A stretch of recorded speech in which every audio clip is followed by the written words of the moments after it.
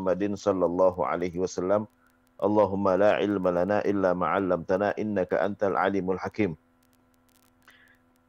Hari ini kita masuk ke hadis yang ke-10 dari hadis Arba'in An-Nawawiyah. 40 hadis karangan Imam Nawawi atau kumpulan hadis yang dilakukan oleh Imam Nawawi. An Abi Hurairah radhiyallahu an qala Rasulullah sallallahu alaihi wasallam, innallaha ta'ala tayyibun la yaqbalu illa tayyiban. Wa innallaha amara al-mu'minina bima amara bihil mursalin. Faqala ya ayyuhar rusulu kulu minat tayyibati wa'malu salihan. Wa qala ya ayyuhalladzina amanu kulu min tayyibati ma razaqnakum. Thumma dzakara ar-rajula yutilu as-safara ash'atha aghbara yamuddu yadayhi ila as-sama'i ya rab wa mat'amuhu haramun wa mashrabuhu haramun wa ghudhiya bil harami fa anna yustajabu lidzalik. Rawahu Muslim. Dari Abu Hurairah, semoga Allah meridainya. Kemarin sudah dibahas panjang tentang Abu Hurairah. Namanya Abdurrahman bin Sakhr Ad-Dausi. Qala, dia berkata, qala Rasulullah sallallahu alaihi wasallam, Rasulullah sallallahu alaihi wasallam telah bersabda, innallaha, sesungguhnya Allah Ta'ala yang maha tinggi, thayyibun, memiliki sifat baik, ya, atau baik.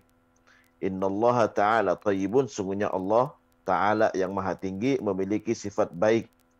La yaqbalu, tidak menerima, illa thayyiban, kecuali amal yang baik atau kecuali hal-hal yang baik. Wa innallaha, dan sesungguhnya Allah, amaral mu'minin, telah memerintahkan kepada orang-orang mukmin, bima amara bihil mursalin, ya, dengan yang sama yang diperintahkan kepada para rasul. Dengan yang sama yang diperintahkan kepada para rasul. Faqala, dan maka Allah berfirman, ya ayyuhar rusulu, wahai para rasul, kulu, makanlah, minat thayyibat, dari makanan yang baik-baik, wa'malu salihan, dan beramal solehlah. Waqala, dan Allah berfirman, ya ayyuhalladzina amanu, wahai orang-orang yang beriman, kulu min thayyibati ma razaqnakum, makanlah dari yang baik-baik apa yang telah kami rizkikan, telah kami berikan kepada kalian.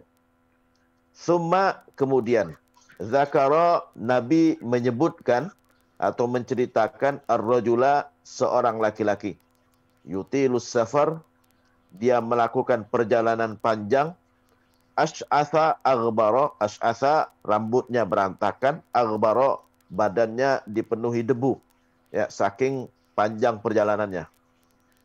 Yamuddu yadaihi, dia mengangkat, dia memanjangkan. Yamuddu, memanjangkan, ya. Tapi yang dimaksud di sini mengangkat, ya, mengangkat tangannya ila sama, ke langit, ya, berdoa, mengangkat tangan ke langit. Yamuddu yadaihi ila sama, ya Rabb, ya Rabb, seraya menyebut nama Allah, ya Rabb, wahai Rabb, wahai Rabb. Rabb itu adalah Tuhan yang mengatur segalanya, itu ya Rabb, ya. Rabbul alamin, yang mengatur seluruh alam. Wahai, ya, Tuhan yang mengatur segalanya, Tuhan yang mengatur segalanya, dengan menyebut nama Allah, mengatakan ya Rabb, ya Rabb. Wa mat'amuhu haram, ya, sementara makanannya haram. Wa mashrabuhu haram, minumannya haram. Wa ghudhiya bil haram, diberi makan dengan cara yang haram. Fa anna, maka bagaimana mungkin, ya, yustajabu lahu, yustajabu lidzalik, akan dikabulkan atau akan dijawab doanya. Rawahu Muslim, diriwayatkan oleh Imam Muslim. Ya, yang pertama, hadis ini diriwayatkan oleh Abu Hurairah, ya.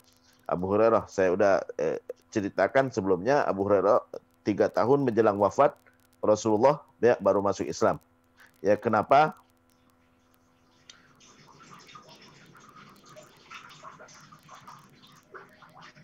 3 tahun menjelang wafat Rasulullah baru masuk Islam. Ya, berarti ini hadis didengar sama Abu Hurairah ya 3 tahun menjelang wafat Rasulullah. Ya.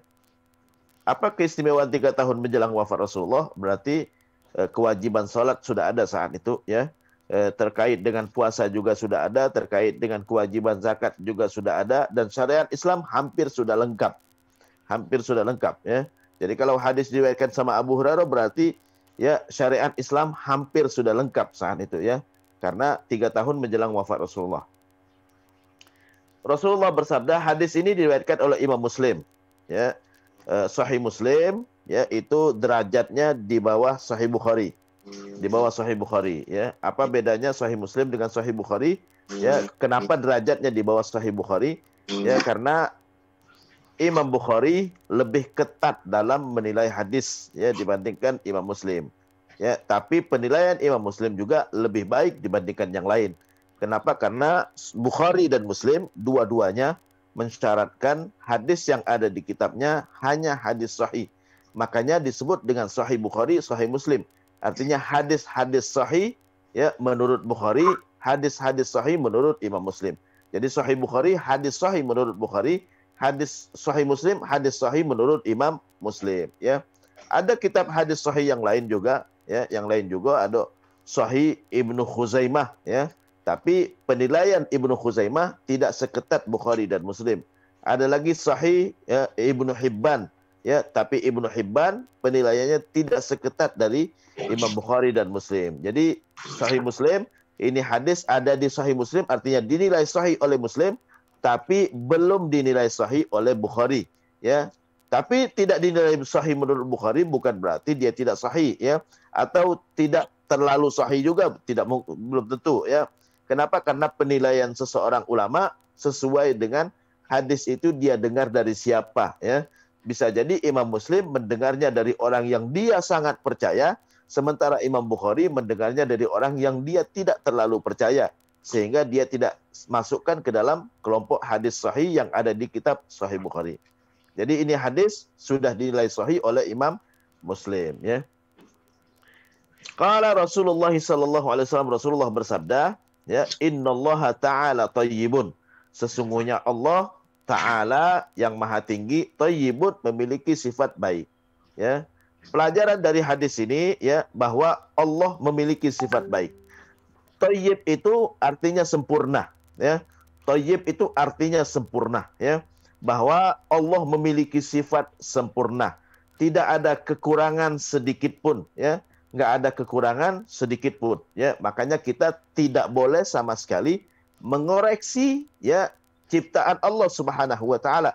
Enggak boleh kita ngejek orang dari segi fisiknya. Ya, kenapa? Karena ciptaan Allah maha sempurna. Ya. Jadi enggak boleh kita mengejek orang dari segi fisiknya. Kenapa? Karena Allah maha sempurna. Ya, semua ciptaan Allah sempurna. Itu pelajaran dari hadis ini. Jadi semua apapun yang telah dilakukan sama Allah, sifat Allah sempurna, enggak ada kekurangan sedikit pun. Makanya di dalam Asmaul Husna tidak ada satupun sifat yang menunjukkan kekurangan, ya. Tidak ada satu sifat pun yang menunjukkan kekurangan, ya. Sombong bagi Allah sempurna, ya. Bagi makhluk tidak, ya. Bagi Allah sempurna sombong, ya. Kenapa? Karena Allah maha segalanya. Maha segalanya, ya. Allah berhak untuk punya sifat sombong. Tapi kalau manusia tidak boleh sombong, ya. Kalau mau sombong maka dia sudah mau bersaing dengan Allah Subhanahu wa taala. Jadi Allah punya sifat sempurna, nggak boleh kita mengoreksi ya perbuatan Allah Subhanahu wa taala. Makanya kita nggak boleh mengejek orang secara fisik karena itu ciptaan Allah Subhanahu wa taala. Masing-masing orang Allah sudah ciptakan sempurna untuk kebutuhannya masing-masing, ya. Yang kedua, ya, karena Allah maha sempurna, kita juga nggak boleh mengoreksi ciptaan Allah yang ada pada diri kita juga. Makanya di dalam Islam nggak boleh operasi plastik. Kenapa operasi plastik? Ini hidung saya kurang mancung, nggak boleh. Haram hukumnya, ya. Nggak boleh kita nipiskan alis, nggak boleh, gitu kan? Ya, nggak boleh kita mengoreksi ciptaan Allah. Ini Allah sudah ciptakan sempurna. Saya nggak boleh ya mengatakan bahwa ada yang kurang dari ciptaan Allah Subhanahu wa taala, ya. Kita boleh ya berobat untuk memfungsikan yang nggak berfungsi. Tapi untuk membaguskan yang menurut kita nggak bagus nggak boleh. Berarti kita sudah mengoreksi ciptaan Allah Subhanahu wa taala ya. Misalnya gitu kan ya, ini mata saya kurang blok. Nah, ini nggak boleh ya. Itu udah mengoreksi ciptaan Allah. Ini bagusnya kalau blok gitu kan enggak. Allah sudah ciptakan masing-masing orang sesuai dengan kebutuhannya. Sesuai dengan kebutuhan dan sesuai dengan supaya kenapa Allah ciptakan manusia nggak sama? Ada yang tinggi, ada yang pendek, supaya kita gampang untuk membedakannya. Oh, ini orang Indonesia, kenapa agak pendek gitu kan? Jadi, oh ini orang Eropa agak tinggi gitu kan? Oh, ini orang bule, kenapa warna kulitnya lebih putih gitu kan? Oh, ini orang Cina karena warnanya agak kuning gitu kan? Nah, ini itu hanya untuk membedakan ya. Ya ayyuhan nasu inna khalaqnakum min dzakarin wa untha wa ja'alnakum syu'uban wa qabaila lita'arafu ya. Wahai manusia, kami telah ciptakan kalian bersuku-suku dan berbangsa-bangsa berbeda-beda macamnya ya. Dita'arafu ya adalah untuk agar kalian saling mengenal. Oh, ini orang Indonesia. Oh, ini keluarga kita. Kenapa? Mukanya mirip dengan ayah saya. Oh, ini mukanya mirip dengan keluarga saya. Jadi seperti itu. Jadi kenapa Allah ciptakan nggak sama? Supaya gampang mengenalinya. Jadi kalau kita mau tahu ini saudara kita atau tidak, mirip nggak? Ada nggak kemiripan gitu kan? Jadi seperti itu. Jadi bukan untuk kita hina, bukan ya. Jadi saya diciptakan begini kok nggak secakep Brad Pitt gitu kan? Ya enggak lah ya. Kalau sama dengan Brad Pitt semua istri kita gimana mau mengenalinya ya? Jadi nggak boleh kita mengoreksi ciptaan Allah. Nggak boleh merubah apapun yang ada dalam tubuh kita selama dia berfungsi dengan baik. Berfungsi dengan baik ya. Hidung kita nggak boleh dimancungkan selama kita masih bisa mencium dengan hidung yang ada gitu kan. Kecuali mampet harus dilonggarkan. Nah ini baru ya. Mampet harus dilonggarkan baru ya. Jadi kita nggak boleh mengoreksi. Makanya Nabi melarang menipiskan alis ya, memperpanjang bulu mata gitu kan, nyambung bulu mata. Ini banyak kalau kadang-kadang perempuan bulu mata disambung ya. Ada bulu mata sambungan. Nah ini nggak boleh. Ya, rambut disambung nggak boleh gitu kan ya, pakai wig nggak boleh ya. Semua yang Allah sudah ciptakan itu yang sempurna, nggak boleh kita koreksi sama sekali ya. Allah maha sempurna. Innallaha thayyibun, innallaha ta'ala thayyibun. Sesungguhnya Allah yang maha tinggi, semua baik apa yang sudah dia lakukan. Thayyibun, la yaqbalu illa thayyiban. Tidak menerima dari kita kecuali yang baik-baik saja ya. Kalau Allah sudah melakukan yang terbaik, sekarang kita lakukan yang terbaik. Ya, melakukan yang terbaik ya dengan dua syarat ya. Apapun kita lakukan sesuai dengan ketentuan dan semuanya harus ikhlas karena Allah Subhanahu wa taala. Kita lakukan yang terbaik ya. Ya, jadi sesuai dengan tuntunan. Kita salat sekhusyuk mungkin, kita puasa ya semaksimal mungkin menahan nafsu kita. Jadi bukan hanya makan, minum, berhubungan saja. Semua nafsu kita tahan. Jadi puasa itu bukan hanya nahan makan, minum, dan berhubungan, tapi semua nafsu kita tahan ya. Jadi kita jaga mata kita jaga telinga kita jaga mulut kita jaga semua anggota tubuh kita dari melakukan maksiat walaupun tidak termasuk yang membatalkan puasa ya. Kenapa? Karena inti dari puasa adalah menahan hawa nafsu. Jadi semua nafsu ya, walaupun itu makan itu yang membatalkan puasa ya. Tapi kita melihat yang diharamkan, mendengar hal yang diharamkan, ya itu juga berbicara hal yang diharamkan, ngomongin orang lain, ya itu termasuk yang menyebabkan puasa kita tidak sempurna. Ya, innallaha thayyibun, Allah maha baik, maha sempurna, ya, dan menerima dari kita yang sempurna saja, yang bagus saja. Jadi belum tentu orang yang sholat terus, sholatnya diterima. Belum tentu orang yang puasa terus, puasanya diterima. Belum tentu orang yang sedekah banyak, sedekahnya diterima. Ya, Ustadz, ada orang non Muslim, gitu kan? Ya, dia sedekahnya banyak, gitu kan? Ya, masa nggak masuk surga? Ya, dia ilillahi ta'ala atau tidak? Karena harus syarat sempurna amal itu adalah sesuai dengan ketentuan dan ikhlas karena Allah Subhanahu Wa Taala. Mengharapkan pahala dari Allah harus ikhlas karena Allah. Makanya orang non-muslim nggak ada pahalanya sama sekali kalau dia tidak karena Allah Subhanahu Wa Taala. Harus beriman dulu dengan Allah bahwa Allah yang memberikan pahala, gitu kan, harus beriman dulu. Baru bisa dia diberikan pahala. Jadi harus ada syaratnya, ngikutin ketentuan dan ikhlas karena Allah. Ya Allah ya thayyibun ya bagus, maha sempurna ya, dan tidak menerima dari kita kecuali amal yang sempurna juga. Yang apa benar-benar ikhlas ya, benar-benar sesuai ketentuan. Salat dari awal sampai akhir usahakan sekhusyuk mungkin. Kalau kita sudah berusaha sekhusyuk mungkin, mungkin ada lupa sedikit-sedikit, Allah maafkanlah. Tapi kalau kita dari awal sampai akhir lupa semua ya, khawatirnya tidak diterima sama Allah Subhanahu wa taala ya. Jadi tidak menerima la yaqbalu illa thayyiban, kecuali yang sempurna juga. Allah sudah melakukan yang sempurna, lakukan yang sempurna juga. Ya. Wa innallaha, sungguhnya Allah amaral mu'minin bima amara bihil mursalin. Sungguhnya Allah memerintahkan kepada orang mukmin sama dengan yang diperintahkan kepada para rasul. Ya. Artinya apa? Ya. Pertama ya, ini memberi semangat kepada kita ya, memberi semangat kepada kita ya. Nabi mengatakan Allah perintahkan kepada orang mukmin sama dengan yang diperintahkan kepada para rasul. Bahwa di mata Allah semua hamba Allah sama semua. Di mata Allah hamba Allah semua sama. Yang beramal baik Allah kasih balasan ya, selama dia lakukan yang sebaik mungkin gitu kan ya. Jadi nggak ada istimewanya sama sekali ya. Jadi amal saya, amal orang lain sama ya di mata Allah selama ya mengikuti ketentuan. Jadi nggak ada diskriminatif ya, nggak ada diskriminatif. Jadi bukan berarti kalau seorang rasul itu dekat dengan Allah justru ya dia diistimewakan, udah yang ini buat ente halal, tidak ya.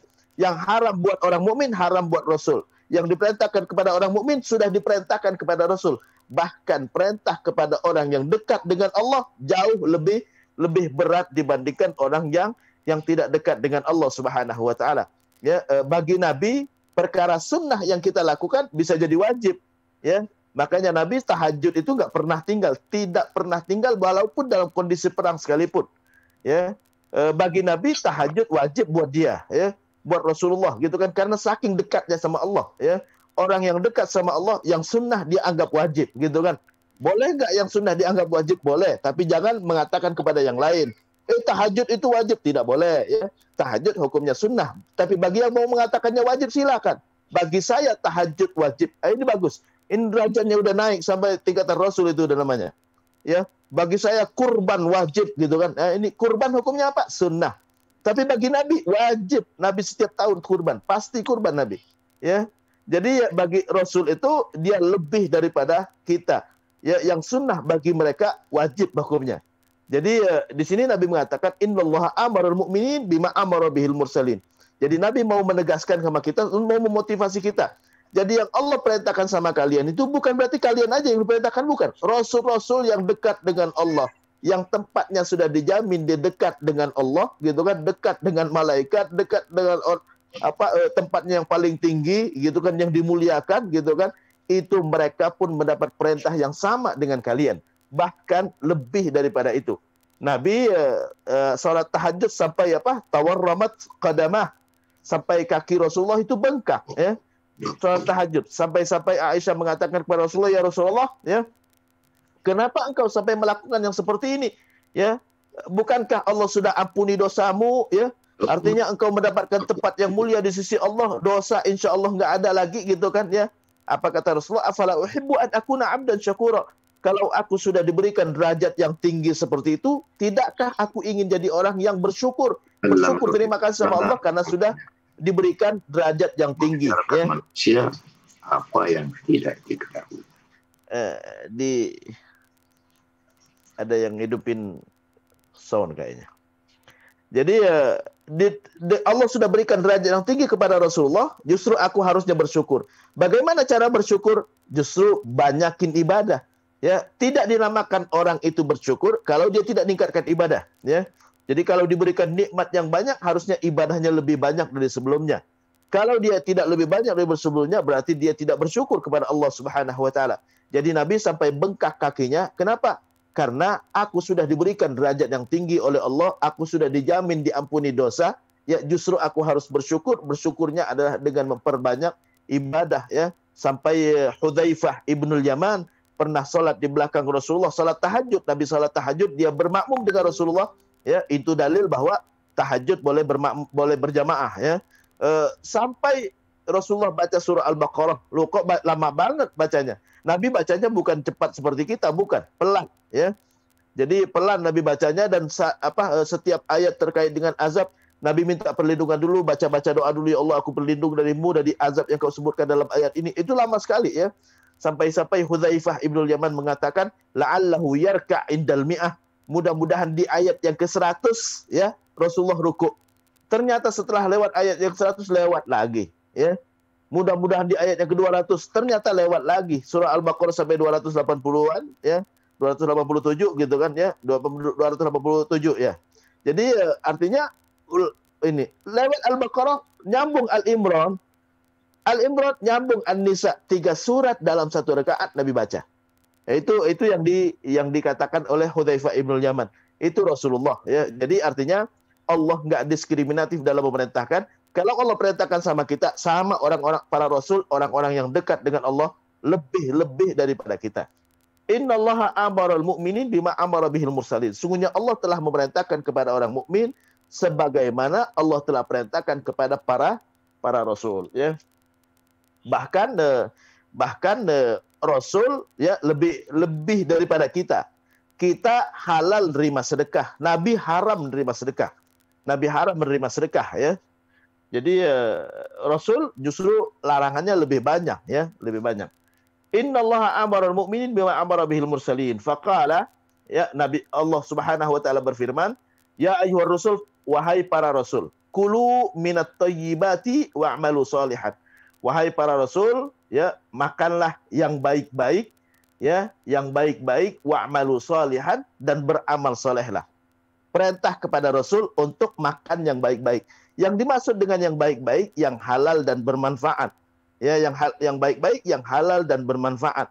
Ya, halal tapi nggak bermanfaat nggak boleh juga. Ya, bagi orang yang diabetes gitu kan, ya makan yang manis-manis kan nggak baik, ya nggak bermanfaat buat dia, maka nggak boleh buat dia. Ya, jadi yang halal, yang jelas halal dan bermanfaat ke badannya. Ya, kita makan nasi kebanyakan, ya nggak boleh juga kan, bisa menyebabkan gula katanya. Ya, bagi orang yang darah tinggi makan kambing, ya nggak bagus juga. Jadi bukan hanya halal, thayyib. Allah sebutkan thayyib di sini. Thayyib yang baik, yang sempurna gitu kan. Halal dan bermanfaat. Kalau nggak bermanfaat, maka itu nggak boleh buat kita ya. Kalau nggak bermanfaat ya. Kita makan adalah untuk membantu kita untuk bisa ibadah ya, bukan untuk memuaskan nafsu ya. Bukan memuaskan nafsu, tapi untuk bisa kita tetap beribadah, bisa sholat yang lebih kuat gitu kan ya. Berzikirnya lebih kuat, baca Qur'annya lebih kuat, maka kita dibolehkan untuk makan, untuk ngisi bensin gitu kan, ngisi bensin untuk bisa digunakan dalam ibadah, bukan untuk memuaskan nafsu ya, bukan hanya sekedar mau cari makan enak, bukan ya, tapi untuk supaya lebih kuat ibadahnya, lebih semangat gitu kan ya. Maka kita boleh makan, dibolehkan. Hukum makan boleh ya, hukum makan boleh. Bagi yang kelaparan wajib ya, bagi yang lapar sedikit sunnah hukumnya makan gitu kan. Ya, jadi bagi yang kelaparan sekali wajib hukumnya. Ya, tapi bagi yang nggak lapar gitu kan ya, mubah gitu kan. Nggak lapar ya mubah, silakan, boleh mau makan silakan ya. Kekenyangan haram hukumnya. Kekenyangan haram. Jadi hukum tidak satu ya. Kekenyangan sampai kita berat ibadah ya, ngantuk sehingga ketinggalan sholat, terlambat sholat gitu kan, haram hukumnya. Jadi yang mubah bisa jadi haram, bisa jadi wajib, bisa jadi sunnah ya. Ya ayyuhar rasul, Allah perintahkan kepada rasul, ya para rasul, wahai para rasul, kulu minat thayyibat, makanlah yang baik-baik. Di sini Allah mengatakan, Allah berfirman, makanlah dari yang baik-baik. Ada kata min, dari yang baik-baik. Tidak semua yang baik ya harus kita makan semua, enggak. Dari yang baik-baik ya. Jadi kalau kita punya rezeki yang banyak, enggak semuanya harus kita makan semua, enggak ya. Kulu minat thayyibat, dari yang baik-baik. Jadi sebagian dari yang baik-baik. Wa'malu shalihan, dan beramal solehlah. Kenapa Allah gandeng kata makan dengan amal soleh? Karena amal seseorang itu bisa berdampak dari makanannya. Kalau makanannya baik, halal, bermanfaat, insya Allah dia beramal solehnya gampang. Kalau kita berat beramal soleh, ya pertanyakan makanannya. Jangan-jangan makanan kita adalah makanan yang nggak baik ya. Jadi beri makanan yang baik kepada keluarga kita supaya mereka gampang untuk beramal ya. kalau seandainya kita kasih makan yang nggak baik, ya naudzubillah bisa menyebabkan amal solehnya berat, ya. Jadi Allah gandeng di sini, ya, kulu minat thayyibat wa'malu shalihan, makanlah yang baik-baik, yang halal dan bermanfaat, wa'malu shalihan, beramal solehlah. Kalau kita mau bisa beramal soleh, maka ya makanannya baik-baik, ya. Kenapa? Ya, yang kedua, ya, karena makanan berpengaruh kepada amal soleh. Orang akan berat beramal soleh kalau makanannya nggak baik. Yang kedua, kalau makanannya nggak baik, amal solehnya bisa nggak diterima, ya. Jadi kalau makanannya nggak baik, makanannya haram, gitu kan, amal solehnya pun bisa nggak diterima sama Allah Subhanahu Wa Taala, ya. Jadi kenapa? Karena Nabi mengatakan kullu lahmin nabata an suhtin fannaru aula bihi. Setiap daging yang tumbuh dari barang haram, maka neraka lebih layak buat dia, ya. Jadi bisa jadi sia-sia amal perbuatan kita. Kenapa? Makanannya haram. Kalau makanannya haram, lebih layak untuk dibakar sama api neraka, gitu kan. Jadi kita kasih makan. Jadi kenapa Allah gandeng makan yang baik-baik dari yang baik-baik dengan amal soleh? Karena kalau makanannya nggak baik, nggak halal, nggak bermanfaat, maka bisa berakibat amal solehnya berat. Atau ya kalau kita makanannya nggak baik, maka amal soleh kita bisa nggak diterima sama Allah Subhanahu Wa Taala, percuma karena akan dibakar sama api neraka nanti. Kenapa? Karena makanannya nggak baik, ya, yang nggak baik.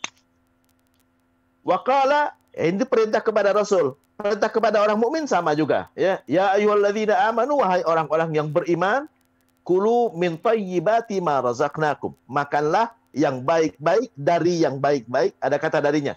Kulu min thayyibat, ya, dari artinya tidak semuanya, sebagian, ya. Makanlah sebagian dari yang baik-baik apa yang sudah kami rizkikan kepada kalian.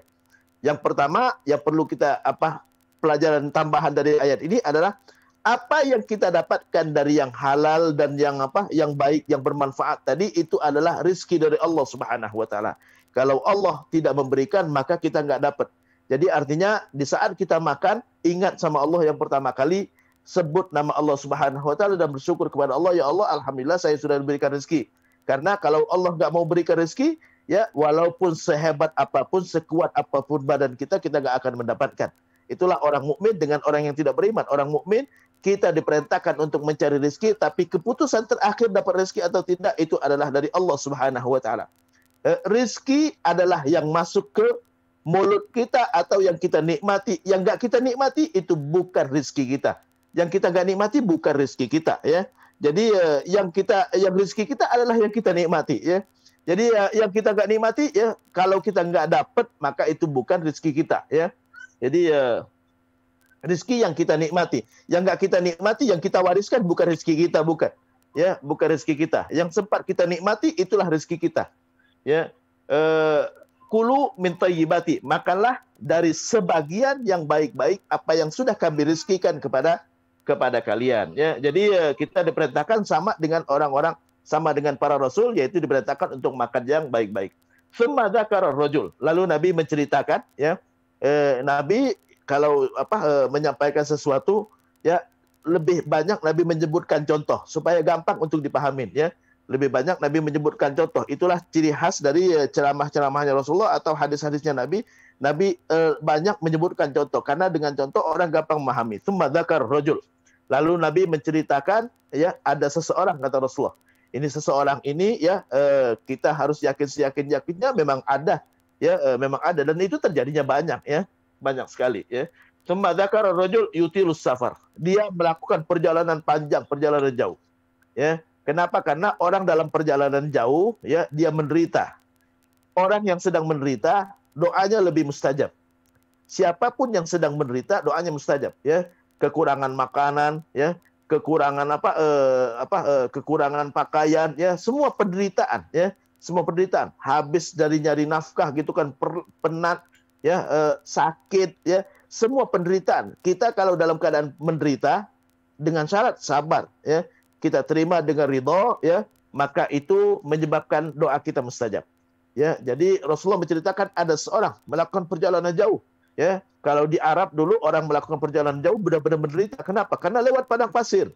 Lewat padang pasir, nggak seperti kita gitu kan, ya, naik bis ber-AC, naik pesawat ber-AC, naik mobil ber-AC gitu kan. Orang dulu kalau mau melakukan perjalanan lewat padang pasir. lewat padang pasir, ya, gersang, ya, nggak ada pohon sama sekali, ya, yang terlihat adalah hamparan lautan padang pasir, ya, padang pasir. Dulu aku pernah ke Mauritania, ya, Mauritania, negara sebelah Maroko, ya, itu negaranya benar-benar gersang, ya, padang pasir. Berangkat dari ibu kota Nouakchott ke kota Ekjaujet, ya, Ekjaujet 250 km itu padang pasir semua, ya. Jadi kalau bensinnya habis, ya, ya udah terdampar di jalan. Jadi harus mobil yang tahan 250 km, dia nggak habis-habis bensinnya. Ya, kenapa? Karena padang pasir semua, ya. Mobilnya pun harus bannya ban besar itu, ya. Jadi nggak bisa ban kecil, ya. Jadi benar-benar mengarungin 200 km, ya. Kalau berhenti di jalan, lampu nggak ada lampu, ya. Benar-benar padang pasir. Nah, itulah perjalanan orang Arab dulu, ya. Jadi itu naik mobil. Kita sekarang udah bisa naik mobil. Dulu Nabi naik onta dari Mekah ke Madinah 400 km, ya. 400 km. Jadi kalau melakukan perjalanan benar-benar menderita, tapi penderitaan perjalanan, ya, itu bagian dari menyebabkan doa kita mustajab. Banyak-banyak berdoa kepada Allah, ya. Yutilus safar, dia melakukan perjalanan jauh. Ash'ath akbar, ya, saking perjalanan karena lewat padang pasir, Ash'ath rambutnya berantakan, kena angin gitu kan, ya, akbar, debuan pasti karena ada padang pasir, ya. Kita naik mobil aja kalau udah debunya berterbangan gitu kan, bukan main, kita menderita, nggak bisa ngelihat. Itu kalau naik onta, ya, itulah debunya masuk ke mata lah gitu kan, ya, ke badan lah gitu kan, ya. Ash'ath akbar, ya, rambutnya berantakan, ya, akbar, debuan. Yamuddu yadaihi, dia ngangkat tangan ke langit, ya, dia angkat tangan setinggi-tingginya minta kepada Allah, ya. Ya, yamuddu yadaihi wa yaqulu ya Rab, ya. Dan dia mengatakan ya Rab, ya, dia nyebut nama Allah. Ya Rab, yang maha, ya, menguasai segalanya, yang maha mengatur segalanya, ya.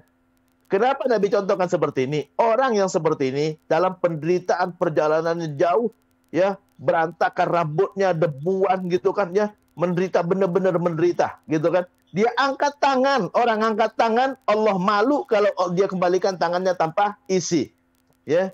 Dia menyebut nama Allah, dia nyanjung Allah yang maha menentukan. Ya Rabb, ya Rabb, ya Rabb, itu artinya yang maha menentukan. Rabbul alamin, alhamdulillahi rabbil alamin, yang mengatur seluruh alam gitu kan. Ya, yang maha mengatur, ya Allah yang maha mengatur gitu kan. Allah kalau udah disebut namanya, Allah kabulkan doa, ya. Ya Wahhab, ya, yang maha memberi gitu kan, ya. Ya Razzaq, yang maha memberikan rezeki. Ya Rahman, yang maha penyayang gitu kan. Allah akan kabulkan doa kita kalau kita sebut nama Allah, ya. Itu sama aja dengan menyanjung. Sama aja dengan kita kalau ada yang minta-minta, ya, Pak Direktur yang maha memperhatikan, oh kita cepat ngasih, ya. Disanjung-sanjung jabatan kita disebut gitu kan, ya. Sifat yang baik kita disebut juga gitu kan, ya, walaupun mungkin kita nggak pernah dapat sifat seperti itu, ya, kita langsung kabulkan gitu kan. Ya, kenapa ini orang benar-benar nyanjung saya gitu kan. Jadi perjalanan jauh, ya, ngangkat tangan, ya, nyebut nama Allah, itu umumnya dikabulkan doanya. Tapi ini nggak dikabulkan doanya, kata Nabi. Ya, kenapa? Mat'amuhu haram, makanannya haram, ya. Wa masrabuhu haram, minumannya haram. Wa ghudhiya bil haram, dikasih makan dengan cara yang haram. Jadi nggak hanya sekedar sumbernya halal, tapi cara penggunaannya pun halal juga gitu kan. Jadi bukan hanya sumbernya halal, tapi cara penggunaannya pun halal. Kita dapat beli kambing dengan uang dari hasil kerja yang halal gitu kan, halal. Tapi kambingnya dimakan tapi tidak disembelih, haram hukumnya. Dengan cara yang tidak dihalalkan, ya. Jadi bagaimana mungkin dia dikabulkan doanya, kata Rasulullah. Makanannya haram, minumannya haram, diberi makan dengan cara yang haram, tidak benar caranya, ya. Jadi fa'anna yustajabulah, bagaimana mungkin akan dikabulkan doanya. Rawahu Muslim. Jadi kesimpulan dari hadis ini bahwa Allah maha sempurna. Kalau kita beramal sesempurna mungkin, ya.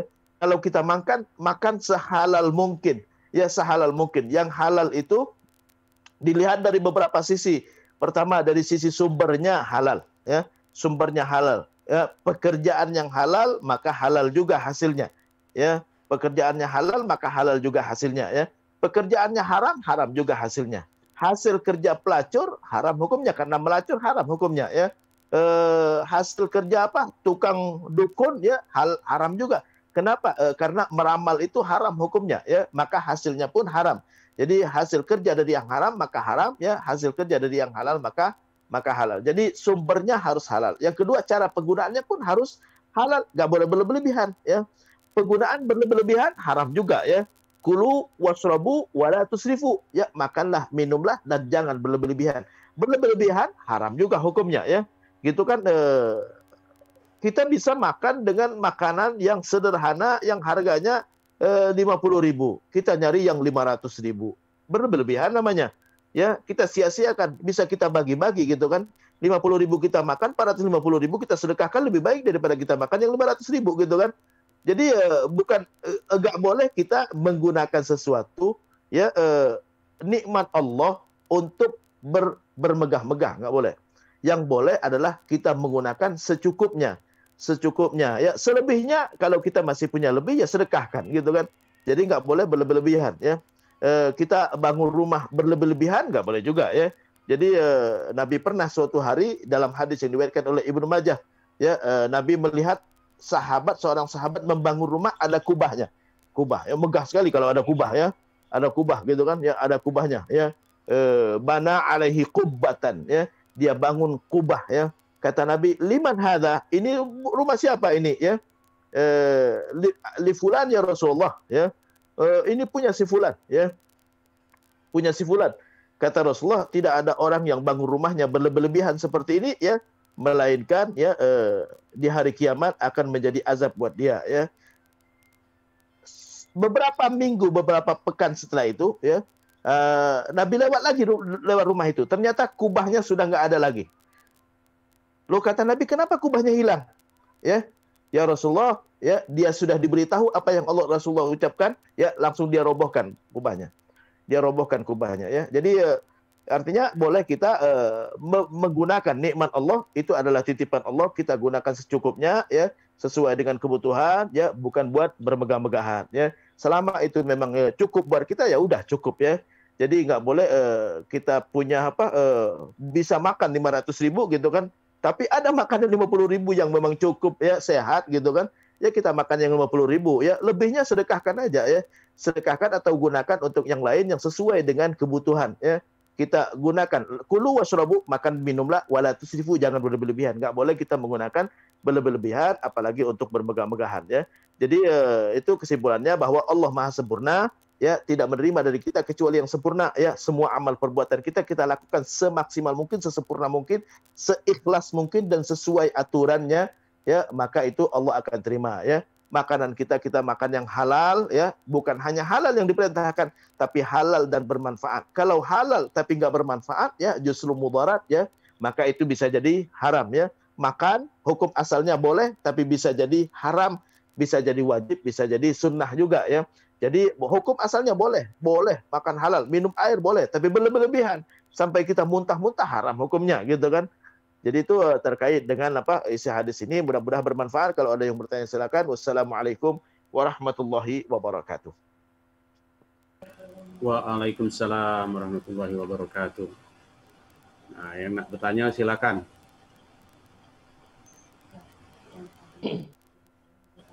Ya, belum ada yang nak nanya nih. Lajulah, lajulah. Nah, ya, coba nanya dikit.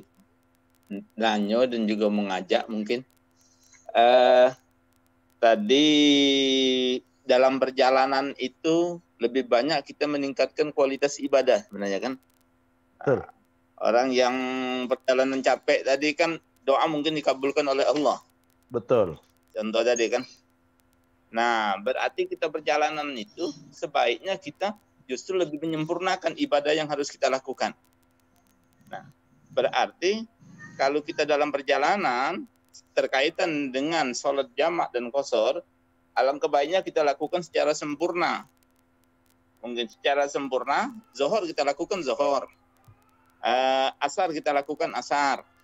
Apalagi kita bawa belewek kan. Nah, bila perlu kita berhenti di masjid sambil istirahat dengan mungkin baca Quran sedikit, saya 2 ayat, kemudian kita lakukan sholat zuhur secara sempurna walaupun kita tidak menepati jamaah. Kita jamaah kalau memang kita sekeluarga atau kita dewean. Karena lebih meningkatkan kualitas ibadah seperti di situ kan. Selagi kita bisa melakukannya. Kalau terutama kita perjalanan dewek dengan membawa kendaraan dewek. Jadi lebih meningkatkan kita kualitas ibadahnya dalam perjalanan itu. Walaupun kita terasa mungkin capek, tapi kita usahakan sholat sesuai dengan waktunya. Jangan kita mengutamakan untuk ambil jamaknya. Jamak dan qashar. Mungkin bisa terlintas dalam hati kita, supaya lebih ringan dalam perjalanan ini. Lemaklah di jamak, apalagi di qashar. Nah, itu mungkin lintasan itu meringankan ibadah, jangan-jangan itu. Nah, itu berkaitan dengan perjalanan. Mungkin sebagiannya seperti itu. Kita sempurnakan dalam perjalanan itu, sholat itu sesuai dengan waktu yang kita ada pada perjalanan itu, yang kita tempuh itu. Zuhur kita lakukan zuhur, asar kita lakukan asar. Kalau memang perjalanan sampai maghrib, dilakukan maghrib. Nah, itu sekedar imbauan atau nanya. Mungkin apakah bagusnya seperti itu kita lakukan. Ya, terima kasih. Oke, terima kasih ya. Jadi apa sebaiknya seperti itu ya. Yang pertama adalah kalau terkait dengan jamak dan qashar itu kan ada rukhsah ya, ada keringanan yang memang sudah dicontohkan oleh Nabi ya. Terkait dengan qashar ya, itu dalilnya dari Al-Qur'an ya. Terkait dengan jamak itu dalilnya dari hadis Nabi ya. Nabi menjamak zuhur dan asar, maghrib dan isya di saat dalam perjalanan. Qashar itu dalilnya dari Al-Qur'an ya. Wa idza darabtum fil ardi falaysa 'alaikum junahun an taqsuru minas shalah. Kalau kalian melakukan perjalanan tidak salah atau tidak berdosa kalau kalian mengqashar salat. Jadi kalau dalam perjalanan ya, ada rukhsah, ada keringanan kita untuk menjamak dan mengqashar ya. Kalau ada keringanan berarti sesuai dengan aturan ya. Keringanan yang ada ya, kalau kita nggak gunakan boleh, digunakan boleh. Jadi dua-duanya dibolehkan ya. Kalau digunakan boleh, ya nggak digunakan boleh. Yang nggak boleh adalah kita nggak mau sama sekali. Jadi nggak mau sama sekali. Kenapa? Karena sudah dicontohkan oleh Nabi. Apa yang sudah dicontohkan oleh Nabi kita nggak boleh nggak suka, ya harus suka gitu kan ya. Karena Nabi mengatakan man raghiba an sunnati falaysa minni. Siapa yang nggak suka dengan sunnahku maka bukan golongan aku. Jadi terkait dengan jamak dan qashar ya boleh kita nggak jamak, boleh kita nggak qashar ya. Yang mana yang lebih baik sesuai dengan kondisi masing-masing. Yang mana yang lebih baik ya, kalau misalnya kita jamak qashar tapi sholatnya sendirian, lebih baik kita jamak ya Pak, nggak usah dijamak tapi sholatnya berjamaah gitu kan. Jadi sesuai dengan kondisi masing-masing. Kalau kita jamak qashar tapi sholatnya sendirian ya. Tapi kalau kita nggak jamak, kita bisa sholat berjamaah. Lebih baik nggak dijamak ya. Karena dapat berjamaah. Sholat berjamaah 27 kali lipat gitu kan. Kalau kita sholat sendirian, tapi menderita, menyebabkan kita terlambat, ketinggalan pesawat, ketinggalan sepur gitu kan ya. Ketinggalan kereta api gitu kan ya. Lebih baik kita jamak ya dibandingkan kita ya menderita ya. Kenapa? Karena memang dibolehkan. Jadi sarana kita untuk tidak untuk meringankan beban perjalanan kita ya. Jadi itu dibolehkan, boleh dijamak, boleh diqashar. Yang mana yang lebih baik sesuai kondisi masing-masing. Ya, kalau kita bawa kendaraan sendiri gitu kan, ya kita bisa kalau saya nggak jamak, saya bisa lebih banyak datang ke masjid, lebih baik ya. Kan mobil sendiri gitu kan, ya. Nanti waktu asar saya bisa nyari masjid, datang ke masjid. Setiap kita datang ke masjid, masjid itu jadi saksi kepada kita. Ya. Setiap tempat yang kita sholati, itu jadi saksi di hadapan Allah nanti, dia pernah sholat di tempat saya. Jadi makanya Nabi sendiri, kalau berangkat ke satu tempat, selalu nyari masjid dulu. Sholat di masjidnya dulu gitu kan ya. Sholat dulu, baru ke tempat tujuan. Ya. Jadi mau ke Semarang, ya cari masjid dulu, sholat dulu, baru nyari tempat tujuan kita. Rumah Allah dulu yang dicari, baru rumah teman kita, gitu kan? Atau rumah saudara kita. Pulang ke rumah pun, Nabi bukan ke rumahnya. Ke rumah Allah dulu, baru ke rumah kita, gitu kan? Jadi itu sunnahnya seperti itu. Ya. Jadi memang kita dianjurkan untuk sering datang ke masjid. Kemanapun kita tujuannya, cari masjid. Kalau kita punya kendaraan sendiri, ya, wah ini kan saya punya kendaraan sendiri, bisa berhenti kapanpun, ya. Saya lebih baik nggak usah dijamak ya. Kenapa? Supaya saya bisa datang ke masjid. Ya, banyak masjid yang saya kunjungin, saya bisa sholat di sana. Toh berjamaah juga ada keluarga saya yang sama-sama saya yang bisa saya ajak berjamaah, bagus ya, nggak masalah ya. Tapi nggak boleh sama sekali kita nggak mau menjamak dan nggak mau mengqashar. Jadi tidak, makanya tadi saya katakan hukum tidak tetap dengan satu hukum. Makan itu hukum asalnya mubah, tapi bisa wajib, bisa sunnah, bisa haram. Gitu kan? Sama dengan menggunakan rukhsah. Menggunakan rukhsah hukumnya adalah sunnah. Ya, sunnah. Tapi bisa jadi makruh gitu kan kalau kita memang punya cara yang lebih baik gitu kan. Bisa aja dengan apa? Oh, ini saya biar datang ke masjid gitu, biar berjamaah gitu kan, saya mau tepat waktu gitu kan. Jadi sesuai dengan kondisi masing. Hukum asalnya adalah kita disunnahkan untuk menggunakan rukhsah karena itu memang kebiasaan Rasulullah. Ya, kalau Rasulullah melakukan perjalanan, Rasulullah menggunakan rukhsah, Rasulullah menjamak, Rasulullah mengqashar gitu kan. Karena itu cara Rasulullah, maka sunnah kita ikutin. Ya. Tapi ada beberapa kondisi tertentu kita bisa menjadikan, karena dulu Rasulullah kalau melakukan perjalanan keluar kota kan padang pasir, nggak ketemu masjid gitu kan. Jadi makanya Rasulullah menjamak dan mengqashar karena nggak akan ketemu masjid. Kalau sekarang kan bisa ketemu masjid. Jadi kalau kita dengan kendaraan sendiri, ya dengan tidak menjamak, kita dengan niat mau datang ke masjid-masjid dan bisa juga berjamaah, maka lebih baik. Tapi kalau seandainya dengan kita berhenti ke masjid-masjid tadi menyebabkan kita capek, menyebabkan kita menderita, justru itu tidak baik ya. Karena Allah beri sarana untuk tidak kita menderita gitu kan. Tapi kita milih yang menderita. Jadi sesuai dengan kondisi masing-masing ya. Jadi boleh dijamak, boleh diqashar ya, karena itu memang sudah rukhsah ya. Mana yang lebih baik sesuai dengan kondisi masing-masing. Kalau kondisinya dia tidak saya nggak capek dong ya. Saya mau sholat tepat waktu nggak capek gitu kan ya. Nantilah kapan-kapan pas saya memang merasa capek, saya mau jamak, mau qashar, boleh ya, bagus ya. Tapi saya nggak mau jamak, ada orang kadang-kadang sebagian orang gitu kan. Saya nggak mau jamak, nggak mau qashar, nggak boleh. Karena nggak boleh membenci kebiasaan Rasulullah. Apa yang dilakukan oleh Rasulullah itu adalah semuanya baik ya. Kita nggak boleh membenci sunnah ya. Makanya Rasulullah dalam sebuah hadis pernah ada sahabat nanya kepada istrinya Rasulullah ya, gimana sholatnya Nabi, gimana puasanya Nabi ya gitu kan. Jadi jawab oleh istrinya Rasulullah kadang-kadang sholat, kadang-kadang istirahat gitu kan ya, kadang-kadang puasa, kadang-kadang nggak puasa gitu kan ya. Kata sahabat ya, itu Rasulullah ya, tempat beliau sudah dijamin sama Allah. Saya kan orang biasa ya, orang biasa, saya mau sholat terus gitu kan, mau puasa terus gitu kan ya. Kata Nabi ya, Nabi saat mendengar itu Nabi langsung marah. Kata Nabi ya, inni atqakum lillah, aku orang yang paling bertakwa ya. Inni asum wa uftir, kadang puasa kadang enggak ya. Usolli wa anam, kadang-kadang sholat, kadang-kadang tidur gitu kan. Jadi artinya saya atur lah ya, kapan saya puasa, kapan saya tidak puasa. Jadi artinya kenapa? Karena itu kebiasaanku. Wa man raghiba an sunnati, inilah sunnahku, siapa yang tidak suka kepada sunnahku ya maka bukan golongan aku. Jadi kita ngikutin cara Rasulullah gitu kan. Rasulullah tidak boleh kita memaksakan diri ya. Tapi kalau kita ya tidak memaksakan diri dan merasa nyaman ya, selama tidak membenci jamak dan qashar ya boleh-boleh aja, nggak masalah. Ya, jadi hukum bisa berubah antara kondisi dengan kondisi.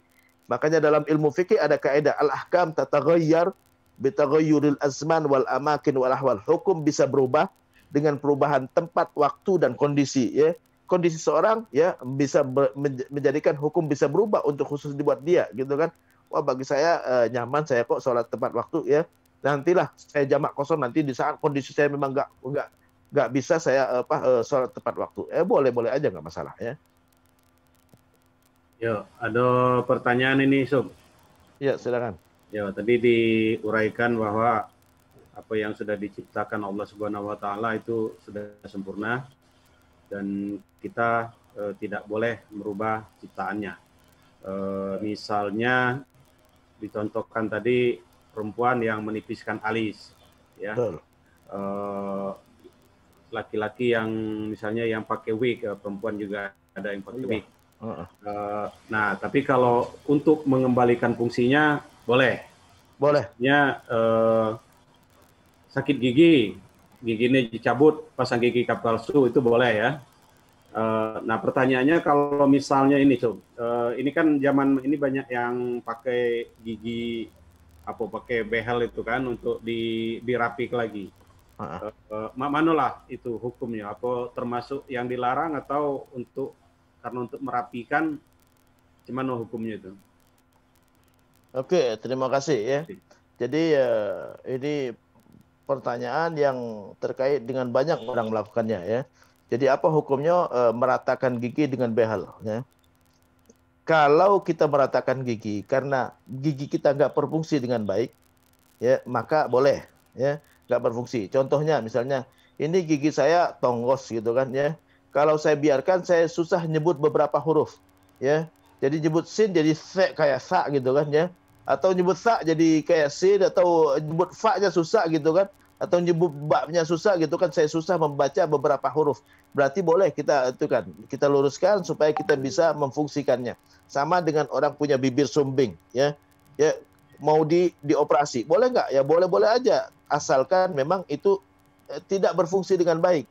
Beberapa huruf saya nggak bisa mengucapkan gara-gara bibir saya sumbing, boleh. Tapi ini kurang bagus. Nah, ini ngoreksi ciptaan Allah namanya. Ya, ngoreksi ciptaan Allah ya. Ini kurang bagus ya. Gimana ada masalah, ada kendala? Nggak ada kendala sih, cuman nggak bagus aja. Nah, ini udah ngoreksi ciptaan Allah. Bertentangan dengan ucapan kita kan, kita habis sholat selalu mengucapkan subhanallah, subhanallah, subhanallah. Berarti subhanallahnya nggak dari hati. Subhanallah itu maha suci Allah dari segala kekurangan. Jadi nggak ada yang kurang dari ciptaan Allah ya. Jadi nggak boleh kita ngoreksi ciptaan Allah. Jadi gigi boleh nggak diratakan pakai behel gitu kan? Kalau memang nggak berfungsi dengan baik boleh. Tapi kalau berfungsi dengan baik ya, cuman untuk membaguskan, berarti kita sudah ngoreksi ciptaan Allah. Allah sudah ciptakan seperti itu, ya udah terima gitu kan. Ya mungkin sarana buat inti sabar gitu kan, supaya derajatnya naik gitu kan ya, buat inti sabar supaya derajatnya naik gitu kan. Jadi seperti itu ya. Jadi dibolehkan ya untuk kita meratakan gigi kalau untuk untuk memfungsikan ya. Jadi nggak berfungsi dengan baik, ini gigi saya kalau begini nggak berfungsi dengan baik. Sama dengan tadi ya, gigi dicabut terus dipasang gigi palsu. Ya boleh kalau memang kalau dicabut nanti kita menyebabkan makannya susah. Waduh, ini saya susah ngunyah gitu kan, nggak ada gerahamnya gitu kan. Jadi pasanglah geraham palsu gitu kan, boleh ya. Tapi kalau sekedar mau cakep doang, ya saya bisa makan sih gitu kan ya. Tapi nggak bagus ya, nggak boleh ya. Ini Allah udah ciptakan seperti itu, ya udah ya. Segala sesuatu ada masanya gitu kan. Ada masanya berakhir, ya udah berakhir gitu kan. Jadi itu terkait dengan Nabi dalam hadis, Nabi pernah mengatakan dalam hadis ya, Allah melaknat ya, di situ disebutkan perempuan karena umumnya perempuan. Allah melaknat perempuan yang meratakan gigi ya, atau yang minta diratakan giginya. Ya, itu ada hadisnya ya.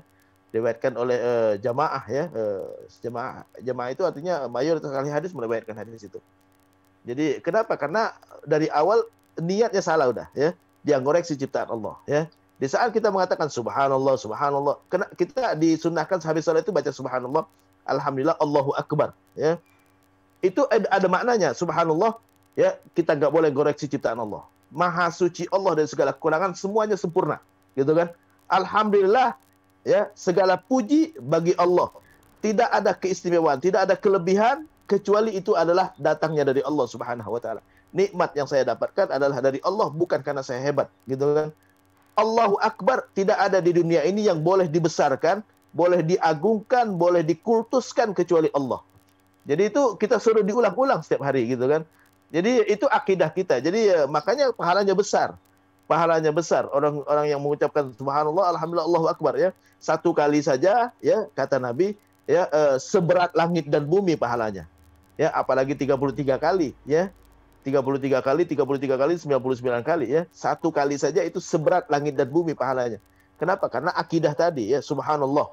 Jadi kalau kita mengucapkan subhanallah ya, kita untuk bisa meresapin subhanallah, pikirkan bahwa segala ciptaan Allah adalah sempurna. Sempurna, Allah ciptakan badan saya sempurna, Allah ciptakan keluarga saya sempurna, Allah ciptakan semuanya sempurna, nggak ada cacatnya sedikit pun. Subhanallah. Ya. Alhamdulillah, segala pujian milik Allah, bukan saya hebat, bukan. Ya, saya dapat nikmat adalah karena Allah yang berikan karunia. Alhamdulillah, segala pujian milik Allah ya. Makanya kalau ada orang dipuji suka mengucapkan alhamdulillah, cuman salah memahaminya. Ya, oh ente cakep banget gitu kan, oh ganteng banget, alhamdulillah. Bukan alhamdulillah itu alhamdulillah saya cakep, bukan. Saya nggak berhak dipuji. Itu namanya alhamdulillah. Yang berhak dipuji cuman Allah Subhanahu wa taala. Karena cakepnya saya ataupun itu cuman karunia Allah Subhanahu. Kalau Allah nggak kasih nggak jadi gitu kan. Jadi itu maksudnya alhamdulillah. Cuma kadang-kadang orang salah paham. Ya, oh kamu pintar sekali gitu kan. Alhamdulillah. Dia pahaminya apa? Alhamdulillah saya pintar, bukan. Ya, saya nggak berhak dipuji. Itu alhamdulillah. Alhamdulillah segala puji milik Allah Subhanahu wa taala, bukan karena saya, bukan ya. Kalau Allah nggak kasih nggak jadi saya begini gitu kan. Jadi itu alhamdulillah. Ini ya, itu ucapan alhamdulillah yang kadang-kala banyak orang yang salah paham mengucapkan kalimat alhamdulillah. Alhamdulillah ya. Oh ente ini makmur sekali, alhamdulillah gitu kan. Alhamdulillah saya makmur, bukan ya. Ini semua tak lebih dari karunia Allah, bukan karena saya hebat, bukan ya. Itu namanya alhamdulillah, segala pujian milik Allah Subhanahu wa taala. Saya tidak berhak sedikit pun mendapatkan pujian. Jadi itu terkait dengan alhamdulillah. Jadi boleh nggak berantakan gigi? Kesimpulannya kalau untuk mempercantik tidak ya, tapi kalau untuk memfungsikan boleh. Untuk memfungsikan dibolehkan. Ya, wallahu a'lam. Lain ada pertanyaan, silakan ya Pak Ucok. Silakan Pak. Ya. Berkaitan dengan tadi mengenai sholat yang di perjalanan. Jadi pengalaman saya pernah berombongan di perjalanan, saya lakukan sholat sesuai dengan yang ditentukan waktu-waktunya. Nah ini sebagian teman-teman mengatakan kita mesti menggunakan apa yang sudah Tuhan berikan fasilitas kita gitu, dimudahkan. Betul. Kalau kita nggak gunakan itu berarti kita menolak karunia Tuhan, begitu kira-kira gambarannya. Nah itu akhirnya jadi dilematis di perasaan saya Pak Ustadz. Gimana tuh baiknya Pak Ustadz kalau sudah begitu? Oke, terima kasih ya. Terima kasih. Jadi tadi sebenarnya udah saya jelaskan. Jadi hukumnya boleh kita gunakan fasilitas. Bahkan lebih baik kalau kita dengan niat mengikuti Nabi. Nabi jamak, Nabi kosong, saya mau ikutin dah ya. Jadi itu dapat pahala ya, jadi tidak selamanya orang yang sholat tepat waktu dan melakukan yang lebih berat itu menjadi lebih baik ya. Jadi tidak selamanya menjadi lebih baik karena setiap orang kondisinya masing-masing ya. Jadi kalau ini yang lebih ringan bagi kita dan menyebabkan perjalanan kita bisa lebih terjaga gitu kan ya. Wah saya kalau saya jamak gitu kan, saya nggak akan ketinggalan pesawat. Misalnya kita mau berangkat ke Semarang gitu kan atau ke Surabaya, naik pesawat ya. Pesawatnya jam 12 pas gitu kan. Ya. Atau jam 12.30 ya. 12.30. Kalau kita nggak jamak gitu kan ya, kita kesempatan sebelum naik pesawat gitu kan, kita bisa sholat, kita bisa jamak zuhur dan asar ya. Kalau kita nggak jamak nanti nyampe di sana kita sibuk nyari bagasi dan lain-lain sehingga lupa sholat, ya lebih baik kita jamak ya, lebih baik kita jamak ya. Islam memberikan kemudahan yang banyak ya. Kalau dalam perjalanan boleh kita sholat di pesawat gitu kan ya. Jadi fasilitas itu boleh digunakan, boleh hukumnya boleh digunakan. Bahkan bisa jadi lebih baik kalau kita nggak gunakan, menyebabkan kita menderita ya. Bahkan bisa jadi wajib kalau memang ya, kalau kita nggak gunakan kita bisa malah lalai dari kewajiban ya. Wah ini bisa saya lupa dari sholat ya, lebih baik saya jamak aja dah ya. Maka bisa jadi hukumnya wajib. Jadi setiap kondisi ya disesuaikan masing-masing ya. Tadi seperti kondisinya Ujo mungkin sholat dengan mobil sendiri gitu kan ya, bisa berhenti di setiap tempat ya. Mungkin itu bisa jadi lebih baik juga buat Ujo atau buat yang punya kendaraan sendiri. Wah ini saya mau datang ke masjid dah. Ya ketimbang saya datang saya nggak sholat, mending saya datang saya sholat gitu kan. Ya udah deh nanti asar saya cari masjid lagi biar saya sholat di masjid itu ya, ada kesempatan untuk istirahat, berwudu-wudu, mau buang air gitu kan ya. Jadi setiap orang sesuai dengan kondisinya ya. Jadi ini hukumnya boleh, ini boleh ya. Yang mana yang lebih baik sesuai dengan kondisi masing-masing ya. Wallahu a'lam. Terima kasih Ustaz. Dikit lagi yang berkaitan dengan alhamdulillah tadi. Nah, kadang-kala wong galak mungkin bisa baik wong praduga dianya kesombongan dia ucapkan, oh kamu makmurnya nih ya alhamdulillah, makanya berusahalah dengan sebaik mungkin, yang maksimal dan ikhlaslah. Oh kau pintar nian, oh hebat kau ya alhamdulillah, makanya belajarlah sungguh-sungguh supaya kita jadi pintar, jadi baik. Nah mungkin bisa juga tuh wong menafsirkan kesombongan dia. Padahal dia mungkin memotivasi, bisa jadi dia memotivasi pada wong yang muji dia tadi. Dia tahu dia tadi. Ya kadang tuh kalau diring itu, ya alhamdulillah. Makanya berusaha lah dengan semaksimal mungkin, sungguh-sungguh dan ikhlas. Iya. Oke, terima kasih ya. Jadi ini masukan bagus ya. Jadi pertama adalah kita nggak boleh menghukumin isi hati orang ya. Jadi kita yang karena isi hati itu nggak ada yang tahu ya. Jadi sombong, munafik ya. Sombong, munafik, riya itu urusan hati semua ya. Dengki itu urusan hati itu ya. Jadi itu nggak boleh kita hukumin karena kita nggak tahu isi hatinya ya. Jadi kok ini orang sombong kayaknya, nggak boleh ya. Kenapa? Karena sombong itu perbuatan hati. Jadi perbuatan hati ya. Jadi sombong itu adalah orang yang merasa lebih dari yang lain ya. Nah ini itu batarul haq wa ghamtun nas, kata Nabi. Al-kibru batarul haqqi wa ghamtun nas. Jadi al-kibir ya, sombong adalah menolak kebenaran. Ya, ada orang yang ngomong kebenaran kepada dia, menasehati dia, ya dia alah kamu siapa sih gitu kan ya. Kamu ngerasa benar aja gitu kan dalam hatinya. Itulah namanya sombong. Jadi sombong dan tidak itu urusan masing-masing. Jadi kalau ada orang yang seperti tadi yang dibilang sama Ujo tadi ya, alhamdulillah, makanya rajin-rajin kita harus husnuzon. Ya, memang dia mau memotivasi saya, ya boleh-boleh aja, nggak ada masalah ya. Jadi nggak boleh kita merasa bahwa itu sombong, karena sombong itu urusan hati. Ya, bisa jadi dia bukan merasa kita kurang dari dia, bukan. Ya, bisa jadi dia mau motivasi. Ya, orang yang dinasihatin sesuatu bukan berarti dia tidak melakukannya. Orang yang dicegah sesuatu bukan berarti dia melakukannya, gitu kan? Jadi jangan berzina bukan berarti orang yang dinasihatin berzina, bukan ya. Jadi itulah kita udah pernah lewat tentang ad-dinun nasihat. Agama itu adalah nasihat. Nasihat itu bahasa Arab, nasihat itu bahasa Arab artinya ikhlas. Jadi kalau ada orang yang menasihati kita adalah murni ikhlas untuk memberikan manfaat buat kita. Jadi jangan kita suudzon, jangan ya. Jadi harus kita husnuzon. Jadi kalau ada yang mengatakan ya alhamdulillah ya, makanya rajin-rajin belajar. Bukan berarti orang yang dinasihatin nggak rajin belajar, bukan ya. Nabi di saat mengatakan kata Nabi hadis yang sebelumnya ya, apa yang aku perintahkan lakukan, bukan berarti kita nggak melakukan ya. Jadi kalau memang kita lalai ya perbaikin. Kalau kita sudah melakukan alhamdulillah gitu kan. Jadi sama dengan hadis ini, makanlah yang baik-baik, bukan berarti kita makan yang haram selama ini. Jadi di saat orang menasihati kita orang ngomong sesuatu tentang kepada kita, memberikan masukan, memberikan motivasi untuk kebaikan, ya bukan berarti kita belum melakukannya. Ya kita harus terima kasih. Oh terima kasih saya udah diingatkan gitu kan ya. Harusnya seperti itu. Jadi apapun nasihat datangnya kepada kita, tidak secara otomatis bahwa kita belum melakukan apa yang dinasihatkan. Ya karena Nabi selalu mengatakan kepada sahabat ya, kata Nabi ya ayuhan nas afsus salam, wahai manusia sebarkan salam. Bukan berarti sahabat nggak mengucapkan salam selama ini. Ya, yang udah mengucapkan alhamdulillah saya udah melaksanakan perintahnya. Ya, yang belum atau yang kadang-kala ya, yang kadang-kala mengucapkan salam kadang tidak ya perbaikin gitu kan. Ya afsus salam wa at'imut ta'am, kasih makan orang ya. Ngelihat ada orang kelaparan kasih makan gitu kan. Yang sudah melakukan ya alhamdulillah. Yang belum laksanakan. Yang kadang-kala ya sekarang perbaikin, lebih diperbanyak lagi gitu kan. Jadi nggak otomatis orang yang menasihati kita ya mengatakan alhamdulillah makanya rajin-rajin belajar, bukan berarti dia sombong ya, bukan berarti dia sombong ya. Kita nggak boleh menghukumin terkait dengan sombong ya kepada seorang. Kenapa? Karena kita nggak tahu isi hatinya. Sombong perbuatan hati, bukan perbuatan lidah ya. Sombong perbuatan hati, bukan perbuatan lidah. Sombong cuman yang bersangkutan dan Allah yang tahu ya.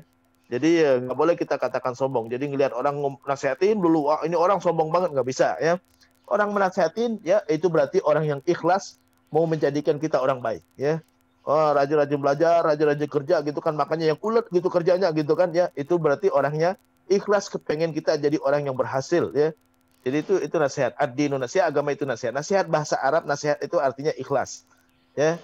Jadi kalau orang menasihati kita harus husnuzon.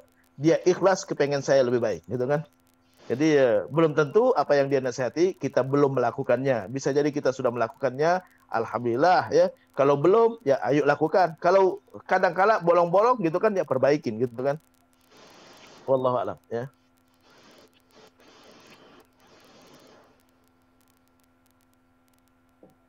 Ada lagi? Satu lagi Pak Ustadz, boleh Pak Ustadz? Masih boleh?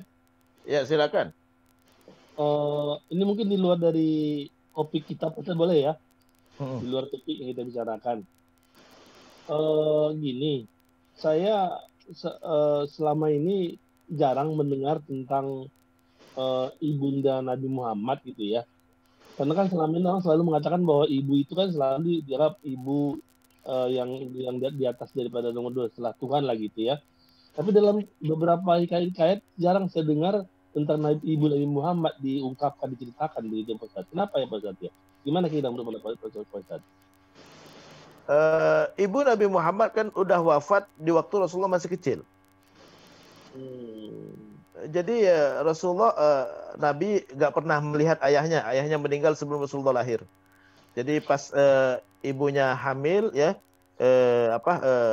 ayahnya udah meninggal ya, meninggal dalam perjalanan perdagangan ke Syam ya. Kemudian Rasulullah lahir ya nggak lama, kalau nggak salah usia 6 tahun gitu kan ibunya meninggal. Kenapa ayah dan ibunya Rasulullah secepat itu meninggalnya? Ya, yang pertama adalah memang orang yang soleh itu cobaannya berat. Ya, memang orang yang soleh cobaannya berat. Ya, jadi kalau ada orang yang ditinggal wafat ayahnya waktu kecil itu gitu kan, itu menunjukkan bahwa dia emang dipersiapkan jadi orang besar. Ya, supaya mentalnya lebih kuat. Jangan dia bergantung kepada ayah bundanya, gitu kan? Jadi supaya mentalnya, makanya orang yang nggak terlalu banyak dia mengandalkan orang tua itu biasanya lebih berhasil daripada orang yang ya banyak mengandalkan orang tua ya. Jadi orang ini dipersiapkan jadi orang besar ini ya. Jadi kamu nggak usah bergantung sama ayah bunda gitu kan ya, kamu harus mendidik gitu kan. Jadi itulah jadi keistimewaan orang yang besar biasanya gitu kan, dia cobaannya dari kecil ya. Jadi biasanya orang yang ditinggal ayah bundanya biasanya, tapi nggak selamanya juga ya. Biasanya kalau dia cepat untuk bisa cepat bangkit gitu kan, itu memang orang dipersiapkan jadi orang besar supaya tegar sendiri bisa mandiri gitu kan. Itu yang pertama. Yang kedua ya, kenapa Rasulullah ayah dan ibunya sudah dipanggil di waktu Rasulullah masih kecil gitu kan ya, supaya jangan ada yang menganggap bahwa apa yang disampaikan oleh Rasulullah itu ajaran dari ayah bundanya. Itu murni wahyu dari Allah Subhanahu wa taala ya. Jadi Allah panggil ya, ayahnya belum lahir, ibunya waktu kecil, kakeknya waktu kecil. Ya, yang mengasuh dia adalah Abu Thalib. Yang ngasuh dia pamannya Abu Thalib yang enggak ikut. Kenapa Abu Thalib enggak ikut agama Nabi? Kalau Abu Thalib ikut agama Nabi sama ajaran dia dengan ajaran Nabi, ini yang ngajarin Abu Thalib ini, ya. Sengaja Allah jadikan dia ikut paman yang dia enggak ikut sama Nabi. Ya. Kenapa nggak ikut Abbas? Abbas ngikut Nabi, pamannya Rasulullah juga Abbas, gitu kan? Ya, Abbas ngikut Nabi. Kalau diasuh sama sama Abbas. Jadi ini Abbas ini yang ngajarin nih, ya. Ya, Abbas satu agama dengan Nabi, gitu kan? Ya, tapi yang diasuh Nabi Abu Thalib yang nggak ikut. Ya, jangan sampai orang mengatakan bahwa ajaran Nabi itu dari pamannya ini nih, yang setiap hari nih ngasih doktrin kepada Nabi Muhammad, ini yang ngajarin dia nih, ya. Jadi sengaja Allah biarkan dia ikut bersama Abu Thalib ya, padahal dia nggak ikut agamanya. Ya, jadi itu hikmah dari Rasulullah nggak pernah ya besar bersama orang tuanya ya, supaya jangan ada yang menganggap bahwa apa yang disampaikan oleh Rasulullah itu adalah dia dapatkan dari ayah bundanya atau dari orang tuanya. Kakeknya pun waktu kecil meninggal, kakeknya ya. Dia akhirnya besarnya itu di tangan Abu Thalib yang nggak ikut agamanya. Ya, kenapa Nabi ditakdirkan ya tidak bisa membaca dan menulis? Nabi nggak bisa baca, nggak bisa nulis. Padahal membaca dan menulis itu pelajaran yang gampang. Tapi memang Nabi ditakdirkan Allah nggak bisa baca, nggak bisa nulis. Disebutkan dalam Al-Quran Nabi itu buta huruf. Ya, kenapa Nabi buta huruf? Jangan sampai ada yang menganggap apa yang disampaikan oleh Nabi itu Nabi baca dari kitab-kitab yang lain. Ya. Nabi terjemahkan ke dalam bahasa Arab, ya Nabi sampaikan dengan bahasanya Nabi gitu kan. Nah, ini jangan sampai ada yang mengatakan begitu. Jadi Nabi nggak bisa baca. Waktu perjanjian ya Hudaybiyah ya antara antara orang penduduk Madinah dengan penduduk Mekah, gitu kan, ya ditulis ya ini perjanjian antara kafir Mekah ya dengan Muhammad, Rasulullah Muhammad ya. Penduduk Mekah nggak mau terima ya. Jangan tulis Rasulullah katanya. Kan kami belum meyakini bahwa dia Rasulullah, gitu kan? Kata Rasulullah kepada Ali bin Abi Thalib yang juru tulisnya. Yang mana tulisan Rasulullah itu? Yang ini, hapus kan? Hapus ya. Ini artinya demi kedamaian Nabi abaikan itu ya. Jadi udah, yang penting damai gitu kan? Yang penting damai dah ya. Yang penting damai, nggak apa-apa kita ini ya. Karena mereka nggak meyakini juga Nabi Muhammad adalah Rasulullah. Akhirnya dia hapus gitu kan. Mana tulisannya? Ali nggak mau. Saya nggak mau ya Rasulullah. Nggak mau menghapusnya. Mana tulisannya? Sini aku yang hapus kata Nabi. Ya, akhirnya Nabi yang hapus gitu kan. Mana tulisannya? Itu Nabi nggak tahu. Tulisan Rasulullah aja nggak, Nabi nggak tahu. Sengaja Allah jadikan. Kadang-kala banyak orang yang mau membantah. Ya, oh enggak. Bohong kalau Nabi itu buta huruf. Ya, buta huruf itu adalah cacat. Bukan cacat. Bagi Nabi kesempurnaan. Bagi ente cacat, ya, bagi ente cacat, bagi Nabi kesempurnaan supaya kita yakin bahwa isi Al-Quran, hadis bukan hasil Nabi membaca, tapi itu hasil dari wahyu, ya, murni wahyu tuntunan dari Allah, bukan hasil dari membaca, karena Nabi nggak bisa membaca. Jadi bagi Nabi itu kesempurnaan, bagi kita memang cacat kalau kita nggak bisa baca, nggak bisa nulis, tapi bagi Nabi kesempurnaan, ya, supaya jangan ada yang menganggap bahwa yang disampaikan oleh Nabi hasil membaca. Itu bukan hasil membaca, tapi murni bimbingan dari Allah Subhanahu wa Ta'ala. Jadi itu kenapa Nabi nggak pernah cerita tentang ibunya, karena Rasulullah memang nggak pernah ketemu ibunya waktu Rasulullah udah besar.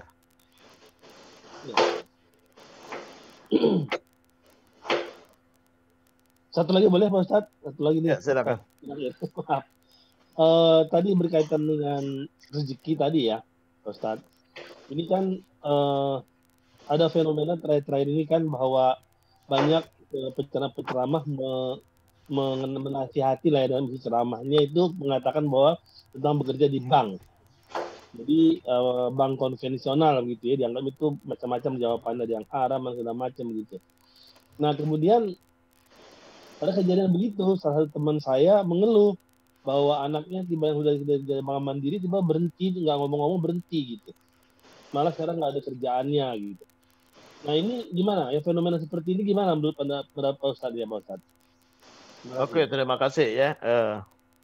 Ini sebenarnya hukum itu nggak bisa blok Ustadz apa hukumnya bank? Nggak bisa nyebut apa hukumnya bank ya. Kenapa? Karena kalimat bank nggak ada dalam Quran, nggak ada dalam hadis gitu kan. Jadi hukum harus detail ya. Jadi terkait dengan bank ya, riba haram hukumnya. Tapi tidak semua transaksi di bank itu riba. Tidak semua transaksi di bank itu riba ya. Jadi yang transaksi riba di bank itu orang minjam 1 juta, bayarnya 1,5 juta. Itu riba ya. Tapi kalau kerjasama bisnis ya, jual beli, simpan pinjam jual beli misalnya gitu kan, ada orang Ustadz ya, saya butuh modal nih, saya punya bisnis, punya proyek bangun jalan tol. Jalan tol itu nilainya, pembangunannya nilainya 1 triliun atau 1 miliar lah ya. 1 miliar, kecil kalau bangun jalan tol 1 miliar, 1 triliun. Saya punya uang 0,5 triliun, 500 miliar ya. Kurang 500 miliar lagi. Saya datang ke bank ya. Datang ke bank, kata bank, oke, saya kasih modal ente 500 miliar ya supaya ente bisa bangun jalan tol tadi. Tapi saya mau minta keuntungannya juga, gitu kan? Ya, oke, dari 1 triliun tadi dia keuntungannya 500 miliar, jadinya 1,5 triliun. Kata bank, oke, setengah buat saya, setengah buat ente. Jadi artinya ente balikin berapa? 750 miliar. Riba tidak? Tidak riba karena nggak ada yang dirugikan di situ. Itu kerjasama bisnis namanya. Asalkan memang keuntungannya ada, memang seperti itu, udah jelas. Ini nggak riba. Kenapa? Karena nggak ada yang dizolimin. Riba diharamkan karena zolim. Riba diharamkan karena zolim ya. Kata Allah dalam Al-Quran terkait dengan ayat riba ya. Wa in tubtum falakum ru'usu amwalikum la tadhlimun wa la tudhlamun. Ya. Jadi kalau kasih pinjaman jangan ngambil bunga, karena kalau ngambil bunga ente zolim sama dia. Karena dia orang berhutang itu untuk kebutuhan dia, konsumsi iya. Tapi kalau untuk bisnis bagi hasil. Jadi kalau bagi hasil, kalau memang ada hasil, kalau dia nggak ada hasil, kita nuntut juga, itu zolim namanya, itu riba hukumnya. Kalau memang ada keuntungan gitu kan, dia bangun jalan tol gitu kan ya, biayanya 1 triliun ya, dan proyeknya itu nilainya 1,5 triliun, udah jelas keuntungannya. Oke, nggak apa-apa, 1,5 triliun saya yang danain ya, tapi saya mau minta keuntungan setengah. Jadi ente balikin 750 miliar. Bukan riba ya, dan bank banyak keuntungan, bank mayoritas dari yang seperti ini bukan dari orang yang kecek-kecek ngambil dia 1 juta, 2 juta, bukan. Ya, keuntungan yang besarnya itu dari sini. Jadi artinya dari 100% keuntungan bank itu mungkin 75% dari proyek yang besar seperti ini. Jadi nggak semuanya riba. Intinya nggak semuanya riba. Jadi kalau ada orang mengatakan bank riba, ya ini nggak detail ngomongnya. Nggak semuanya riba gitu kan. Ya kalau orang pinjam uang 1 juta, bayar 1,5 juta, itulah yang riba yang ada dalam Quran. Ya. Kenapa? Zolim, karena zolim. Ya orang berutang 1 juta kok bayarnya 1,5 juta. Tapi kalau yang yang proyek tadi yang jelas itu ada keuntungan, nggak ada yang dizolimin sama sekali, ya justru bagi hasil, maka boleh hukumnya. Ya, makanya yang di bank syariah ini yang diterapkan di bank syariah, bagi hasil namanya, gitu kan? Bagi hasil, asalkan ada hasil. Kalau nggak ada hasil, ente minta hasil, maka itu zolim, itu riba juga sama. Jadi itu terkait dengan ini. Sama juga kita kredit mobil lewat bank, ya itu tidak riba juga. Ya kenapa? Ya kalau kredit mobil berarti kita beli mobil sepakatin harganya. Yang jelas harganya harus fix ya, dan nggak boleh berubah. Itu intinya. Mau harganya tinggi, harganya rendah, terserah kesepakatan penjual dan pembeli. Kita beli mobil lewat bank, ya kita kredit di bank, ya cicilannya 5 juta per bulan selama 5 tahun misalnya, ya 5 juta berarti setahunnya itu 60 juta, ya 5 tahun berarti 300 juta. Jadi mobil itu harganya 300 juta, ya padahal harga aslinya 200 juta. Cuman karena kita kredit, ya nyicilnya jadi 300 juta. Asalkan cicilannya fix dan kita nggak pernah kena denda. Kalau denda itu baru riba, ya berhutang 5 juta karena kita terlambat jadi 5,5 juta gitu kan, itu berbunga namanya, nambah, itu yang nggak boleh ya. Jadi selama cicilannya fix maka itu bukan riba, itu jual beli mobil, tapi harganya dinaikkan, harga naik turun boleh, nggak masalah harga naik turun, yang penting pembelinya tidak dibohongin harga, ya. Jadi dia tahu bahwa harga aslinya 200 juta dan dia siap mau beli dengan harga 300 juta. Boleh-boleh aja, kan ada orang jual handphone. Berapa handphonenya? 1 juta. Alah, buat ente dah, aneh beli 2 juta dah, ya. Boleh-boleh aja, nggak ada masalah. Harga naik turun nggak masalah. Yang penting harga fix, jangan berubah. Jadi dari cicilan pertama sampai cicilan terakhir jangan nambah sama sekali. Dan sepakatin fix, gitu kan. Itu yang diterapkan di bank syariah. Cicilannya fix dari awal sampai akhir. Jangan ente kena denda. Di bank syariah juga ada denda, tapi bank tidak ngambil dendanya. Itu yang bedanya. Kalau bank konvensional, kalau ada denda diambil sama bank, dimasukkan ke dalam kasnya bank. Tapi kalau bank syariah, kalau ada kena denda, tidak diambil sama bank, tapi dimasukkan kepada kas infak sedekah. Ya, makanya semua bank biasanya ada lembaga zakatnya, ya. Ada lembaga zakat yang itu untuk nampung, ya, denda-denda tadi yang akan dibagikan kepada fakir miskin. Jadi bank nggak ngambil, ya. Kalau dihapuskan denda-denda tadi di bank syariah, ya khawatir orang jadi mempermudah, ya, cicilan dilambat-lambatin terus, ya. Kalau nggak ada denda juga gitu kan, ya, diterapkan denda supaya mereka tanggung jawab, ya, tapi tidak diambil sama bank. Jadi tidak semua transaksi perbankan itu hukumnya riba, ya. Kalau saya persentasekan keuntungan bank itu 75% itu bukan riba, ya. Yang riba itu cuma 25% sebenarnya. 25%. Jadi nggak murni semuanya riba, ya. Kalau kerja di bank security nggak ada hubungan dengan riba sama sekali. Kalau dia cuma security nggak ada hubungannya. Teller nggak ada hubungannya dengan riba. Yang ada hubungan dengan riba itu orang yang melakukan simpan pinjaman, ya. Ini ente mau kredit sama bank, sini, ya. Mau butuh uang berapa? 100 juta, ini 100 juta nih, ya. Cicilannya sekian, ya, jadinya totalnya nanti sampai 150 juta gitu kan. Nah, itulah riba. Itu yang langsung bersentuhan dengan riba. Jadi nggak semua yang di bank itu dia bersentuhan langsung dengan riba. Yang nggak bersentuhan langsung dengan riba, ya nggak ada dosa riba dia. Ya, nggak bersentuhan langsung dengan riba nggak ada dosa riba. Ya, jadi yang cuman security, teller nggak ada hubungannya dengan ini, ya. Atau yang yang jaga ada namanya safety box ya di bank, yang jaga safety box nggak ada hubungan dengan riba. Jadi nggak semua yang ada di bank itu riba. Nggak semua transaksi perbankan itu riba. Ada transaksi-transaksi khusus terkait dengan pinjaman uang, dibayar dengan uang, tapi nilainya nggak sama, itulah riba. Ya. Tapi kalau jual beli barang ya dengan harga yang fix itu tidak riba. Ya, kita dapat modal bisnis dengan hasil yang dibagi, boleh, itu nggak ada hubungannya dengan riba sama sekali. Ya. Jadi kalau ada yang ini, makanya kadang-kadang banyak yang resign dari bank, ya, tapi dia akhirnya nganggur haram hukumnya. Ente nganggur, nggak nafkahin keluarga, haram hukumnya. Ente lari daripada hal yang belum tentu semuanya riba kepada hal yang udah pasti ente melalaikan kewajiban. Ya, ente nggak nafkahin keluarga, kan banyak orang seperti itu. Resign, dia akhirnya nganggur. Istrinya yang suruh kerja, haram hukumnya ente. Ente yang tanggung jawab harusnya menafkahi. Ente lari dari yang belum tentu haram semuanya kepada yang udah pasti ente haram. Ente mempekerjakan istrinya suruh kerja gitu kan ya. Banyak yang kasus seperti itu ya.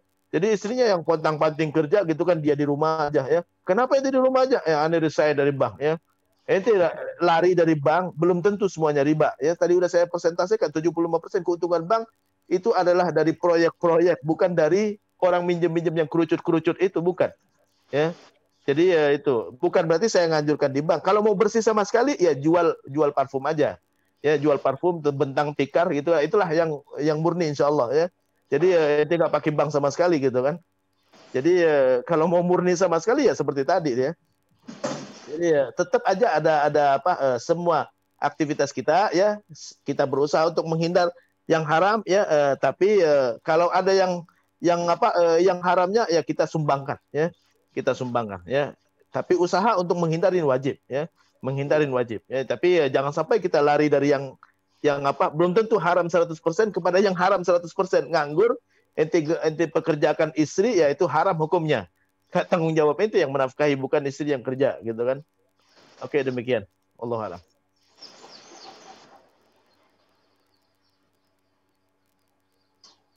Ya, sudah hampir jam 7. Gimana? Oke. Cukup. Moderatornya mana? Moderator. Hilang moderator. Hilang moderatornya. Balik. Balik dulu. Balik. Ya, yang jadi ke hostnya kayaknya ke aku. Oke. Itu lagi ya. Iya, ini sudah kita tutup sama-sama. Ya, oke, doa kafaratul majlis, subhanakallahumma wa bihamdika.